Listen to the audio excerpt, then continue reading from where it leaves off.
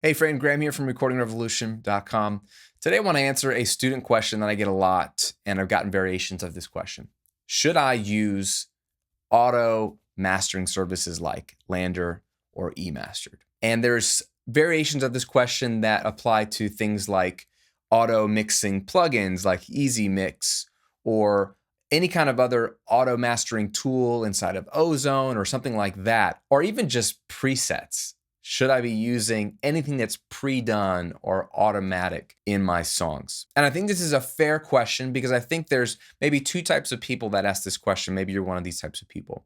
There are the total newbie or someone who is newer to recording and mixing, and they see these services like eMastered or LANDR and they think, wow, that seems very easy. And I just want to know, does it sound good? Is it really actually a helpful tool to my music? Can it actually get me a professional result? That's just a genuine question. Does this really help me? Is it legit? Okay. And I know how that feels because I've been a newbie years ago. I was that person. I didn't have LANDR or eMastered back then, but I still had other tools that were considered cheating back in the day. And I wanted to know, well, it seems like a helpful tool. Can I use it or not? Is it not professional? Is it professional? I wasn't sure. So there's that type of person. Maybe that's you. There's also the skeptic in the room who understands how much work goes into recording and mixing and mastering a song to sound good, that surely a robot or a computer algorithm can't do the work of a mastering engineer or a mixing engineer for me. How does that really work? And I can also identify with that person because as someone who's been doing this for over 15 years, and I know how much work it takes, I can be skeptical too. Like, well, if a robot can do it, why do you need humans? And it's a fair question. What I want to do today is talk briefly about those tools specifically, my experience with LANDR and eMastered, and then the big and most important principle of them all, because this can apply to anything and everything you're doing in your music. So let's first talk about LANDR and eMastered. These are online mastering, auto mastering tools where you can drag your mix in.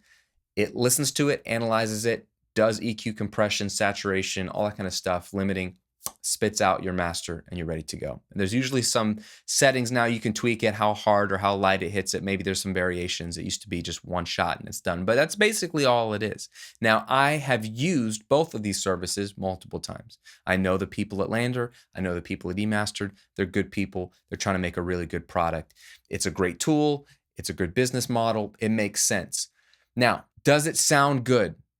The answer, it depends. I have used both with great success. I've released singles where I've just dragged the song into eMastered and I love what it did to it. It got it more forward, it cleaned it up, it sounds more competitive. I like what it did level-wise. I'm happy with it. It sounds really good and it's fast. Then I've also dragged songs into something like eMastered or LANDR and not liked the result. Even if I fiddled around with the settings, it just didn't do what I wanted it to do to the song. And that's okay. That's okay because ultimately, even if the tool does the mastering for you, you still have to sign off on it. You are still the final arbiter on whether it's ready to be released or not, especially if it's your music. If it's your baby that you've written and recorded and mixed, you want to be happy with it. So if you drag it in and it spits out a master and you don't like what it did, you have to have the maturity to say, this isn't good enough. Now that's hard when you're newer because if you're like me, I can't tell you how you are. If you were like me, when I was newer, I would second guess my own opinion.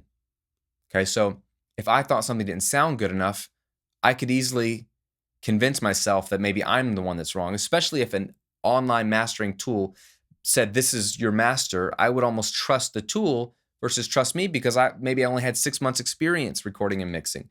And this tool is built by professional engineers who are analyzing professionally mastered songs and figuring out the perfect algorithm. So I wouldn't trust myself. And after years and years of doing this, you start to build up a little bit more self-confidence. And my encouragement to you is if you don't like the way it sounds, it's not good enough. You got to trust your gut. The flip of that is if you like the way it sounds, then it was a great tool and it was worth it.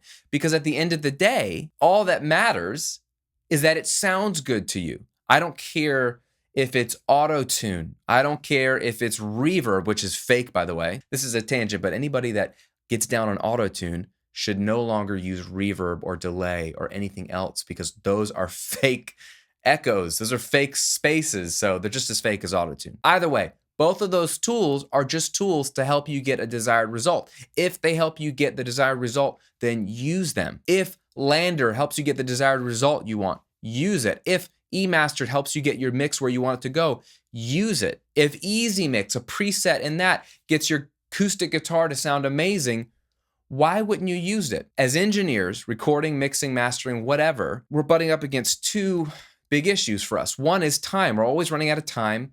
Time is short. Maybe we're busy. Maybe we don't do this full time. Maybe you've got a family, you got kids, you got a spouse, you got a job, you work 3 jobs, you're going to school.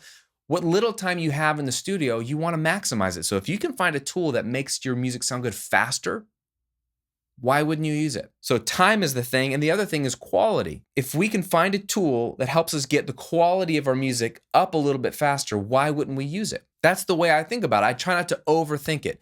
So if I want to save time and get a better result, and I think eMastered or LANDR will help me do it, I'll try it out. But then it goes back to that other thing. If you don't like what it spits out at you, you need to have the maturity to say, okay, good idea, didn't work this time. I'll just master it myself, or I prefer my master. And that is valid.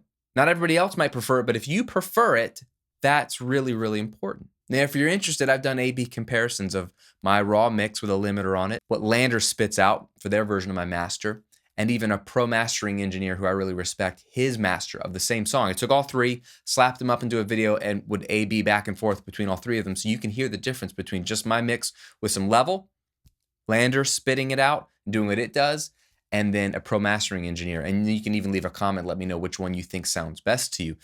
But that's a good example of you throw something in, it may spit out what you like, but it may spit out something you don't like. Do you have the courage to stand behind your opinion and say, you know what, that sounds awesome. I don't care that LANDR did it. I'm happy with it. It's great. Or that sounds not really where I want it to be. So I don't care that LANDR says that's what it's supposed to sound like. I don't really like it. It doesn't matter what tool you use. Nobody's going to care. No one's even going to know. Your fans could care less. Look, my wife, my family, my friends, they're music lovers. In general, they love all kinds of music, as are most people. Music is more popular today than ever. They're also slightly more educated about music technology than the average person because they know me and I talk about recording and I've explained how mixing works and they know a little bit about what's possible out there. Even they have no clue, or they just don't care what I do in here. They don't care. They don't care what another engineer did to a famous mix that they like. You know why? Because they just care about the music sounding cool. They care about the song impacting them. Now, I think that's very liberating for us as engineers because it goes back to what I'm always talking about, that it doesn't matter what tool you use. I don't care what microphone you have, what preamp you have, what DAW you use, what room you record in.